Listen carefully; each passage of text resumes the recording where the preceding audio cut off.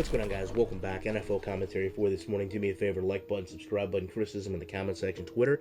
Shutdown Safety is my username. I will have a breakdown for you later on this afternoon, but I want to talk about Marshawn Lynch. Interesting scenario playing out right now in Seattle. All week long, Pete Carroll had spoke positively of Lynch's ability to come back and play this weekend. However, last night we learned not only is he not going to play, he won't even be making the trip. And most shocking is, according to the team, it's Lynch just before the flight to Minnesota that declares himself not good to go. And that's a bit of a contrast from Pete Carroll's statements earlier that Lynch was 50-50. He looked good. They remained optimistic. And it just kind of continues this interesting season for Lynch. I mean, obviously, we know that he's been hurt. He's had surgery. But Tom Cable comes out last week, if not last week, a couple weeks ago, and states that when Lynch does come back, he has to be ready to adapt to the team's, quote-unquote, new offense.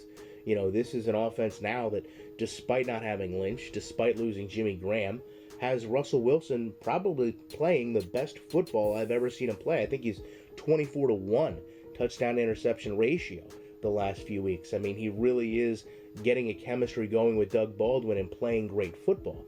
That said, that's really a contrast in playing from what we've seen with Lynch's last 5 years in Seattle, where he was a huge role in kind of the rebirth of Seattle football. I mean, set aside the great defenses and understand what offensively he brought to the team. I mean, this is a guy that plays with a chip on his shoulder since he left Buffalo. He lines up in the backfield and embodies, hard-nosed football. Defenses know he's going to be hard to tackle. He plays with a lot of determination. He makes highlight runs. You can almost see when those occur that he inspires his teammates, maybe even wills his teammates to play better.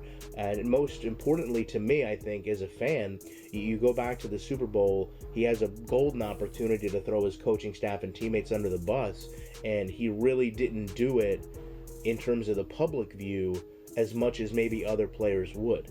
But now we have to question if Seattle isn't learning the hard way what so many teams already know. Halfbacks just don't hold the value they once did, and for the most part are fairly easily interchangeable.